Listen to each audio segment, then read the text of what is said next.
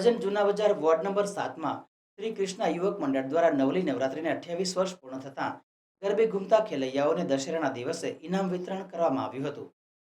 કરજણ જૂના બજાર વિસ્તારમાં વલી નગરીમાં હિન્દુ મુસ્લિમ ભેગા થઈ એકબીજાના ભાઈચારાથી હિન્દુ મુસ્લિમના તહેવારો ઉજવી રહ્યા છે। ત્યારે વલી નગરીમાં શ્રી કૃષ્ણ યુવક મંડળ છેલ્લા 28 વર્ષથી નવલી નવરાત્રિનું આયોજન કરે છે, જેમાં કોઈ ધર્મ કે જાતિવાદ હોતો નથી। તમામ ધર્મ તમામ જાતિના લોકો નવરાત્રિમાં મન મૂકીને ગરબા રમે છે, જેમાં છેલ્લા 28 વર્ષથી વોર્ડ નંબર 7ના મોહમ્મદ સિંધીનો સિંહ ફાળો રહે છે।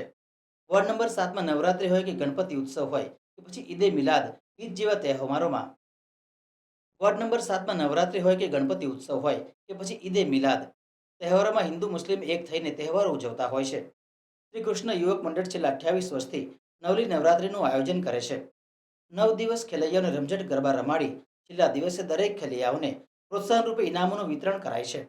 આ વર્ષે પણ વોર્ડ નંબર 7માં કૃષ્ણા યુવક મંડળ દ્વારા ઇનામ વિતરણનું આયોજન કરવામાં આવ્યું હતું, જેમાં કરજણ સિનોર પોરના ધારાસભ્ય અક્ષયભાઈ પટેલ, નગરપાલિકા બાંધકામ સમિતિના chairman Upendra Shah, ward number 7 આમ આદમી પાર્ટીમાંથી ચૂંટાઈ આવેલ ભરતસિંહ અટાલિયા, વડોદરા જિલ્લા મંત્રી અમરીશભાઈ પંડ્યા તેમજ નામી અનામી નાના મોટા કાર્યકરો ઉપસ્થિત રહી 9 દિવસ ગરબા રમેલા ખેલૈયાઓને ધારાસભ્ય અક્ષયભાઈના વરદ હસ્તે ઇનામ વિતરણ કરવામાં આવ્યું હતું।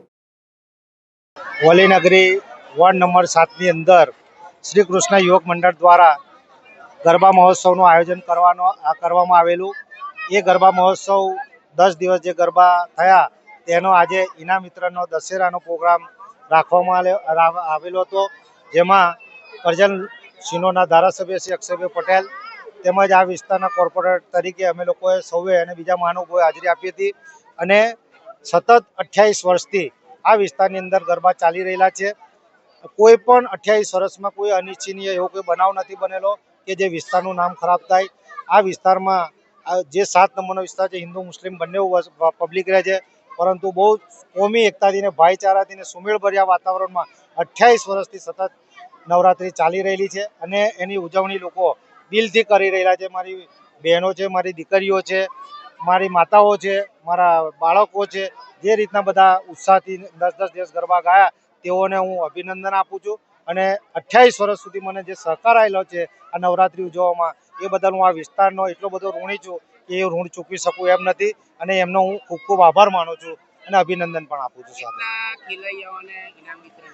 સાથે 550 ખેલૈયાઓ અહીં આગળ ગરબે રમેલા છે, નાના મોટા છોકરા છોકરી બહેનો થઈને, અને એકને ઇનામ આપેલું છે। કોઈ પણ વ્યક્તિ ગરબા ગામમાં આવ્યો, એક દિવસ પણ આવ્યો હોય તો બી અમે એમને ઇનામનું વિતરણ કરેલું છે અને પ્રોત્સાહિત ઇનામ આપેલા છે। નહીં કે ગરબા માટે, પણ એક અમારી લાગણી એવી છે અમારા મિત્રોની કે ભાઈ આપણે કંઈક ને કંઈક આ વિસ્તાર માટે કંઈક સારું કરીએ અને માતાજીના ગરબા સતત રણકતા રહે અને ચાલુ રહે એવી અમારા આયોજક તરીકે અમારી આયોજન છે।